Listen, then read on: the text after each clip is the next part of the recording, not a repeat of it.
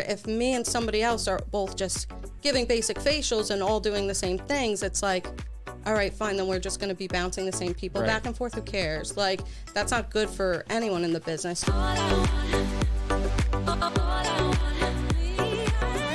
So tell us a little bit about your journey. Like, where did you start, and then how did you get to where you are today? We don't have the time. How long do we have? How long do we have? Well, just to skip a lot, I did kind of, I guess you could say, went into aesthetic school later in life. Yeah, and I like to joke, like every franchise under the sun after that, which I learned a lot from, so I don't regret it at all. I knew I didn't want to be at a franchise though, but you do learn a lot. You automatically have clients, which is nice because you don't have to worry about marketing yourself at franchise. Frankly, at a lot of them, they kind of don't let you, which kind of sucks, but you meet a lot of people. You're kind of just like thrown into it, and it's just how you get the experience. You know, no one, it's rare at a place like this I always wanted to get into medical aesthetics or in at least a high-end spa, but every time I would look at Indeed, it was like 2 years experience. Right. I'm like, I mean, I would apply anyway. Never really got called. And then, so I did waxing, lashes, facials, all at different franchises. And I never got fired from anywhere. Just want to say that. I would work somewhere and kind of like, let me try something else. Because I wanted to just try everything to know what I really wanted to do. And I did want to focus on skin. For a little while, I did leave thinking, maybe I don't want to do services. Maybe I want to focus on the sales and the products because I do love that. So I worked for a retail store as their like beauty manager. How did you and Nicole, so you and Nicole met at esthetician school, right? Okay, and then how did you get here? So because when me and Melissa decided to open our practice, we knew that we wanted someone we could trust and someone that we knew is very authentic, because I think me and Melissa are very authentic, and we wanted somebody that would continue that vibe. So that's how we landed on Brittany, and we met up and we asked her if she'd take a risk on us, and she did. See, I'm all right. I feel them coming. Oh boy, her Pisces moon is coming out. The tears are happening.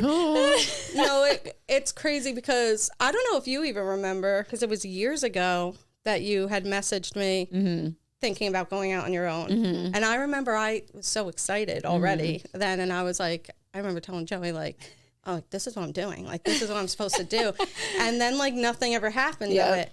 And then when she messaged me, what was it, last March, I guess? Yep. I was like, don't you dare ask anyone else, I'm coming. And it was funny because she's like, I don't know if you're happy where you are. I don't know. I'm like, no, I'm coming. And then I remember I was nervous because I didn't really know Melissa. And I was like, what if Melissa doesn't like me? I don't know if this is set in stone.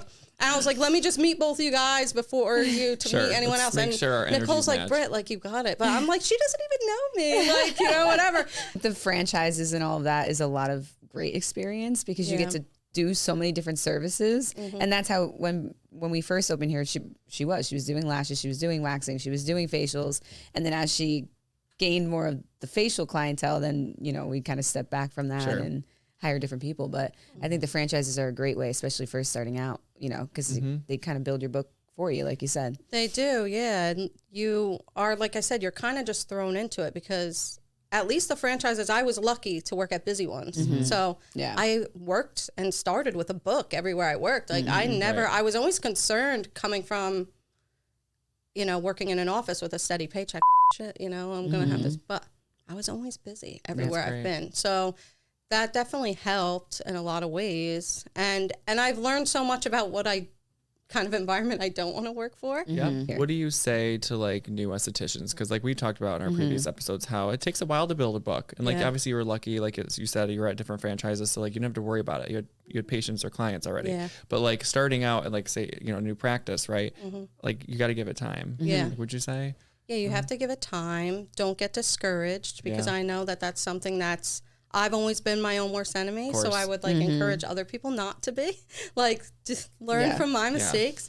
Don't be discouraged. Find your niche, but like try things in the beginning so you can actually really find it. But I think like promoting yourself towards something specific does help, and especially if you are somewhere with other people, like it allows more crossover for everybody there, you know? Whether if me and somebody else are both just giving basic facials and all doing the same things, it's like, all right, fine, then we're just going to be bouncing the same people back and forth. Who cares? Like, that's not good for anyone in the business. So it's like, I'm going to focus on maybe medical. You're going to focus on relaxation facials. You're going to focus on lashes. You're going to do this. And then everyone's getting everything done here, you know? Right. So I think don't worry about, oh, I got to do what she's doing or I got to do what that person's doing. No, like find your own thing. Yeah. You've talked about that before, comparing yourself to others. Yeah. Especially social media. It'll kill us all. But definitely finding and doing what you like and what brings you joy in your job too, because it's going to translate to your patients. And I think it's natural. Like I'm always like 10 steps forward. I want to be like here. And I'm like, I always have to tell myself, Jonathan, like in 5 years, like 1 step at a time, like you have to be thankful for everything that's happened, right? Be so grateful. But yeah, I always have to come down to earth. Yeah. Say this is normal, you know? Part of the ride. It's part of the ride. And that's what Nicole had said to me too, because even at first, just because her and Melissa have such a great reputation already, and like their clients love them, they respect them, and like they have got so many followers.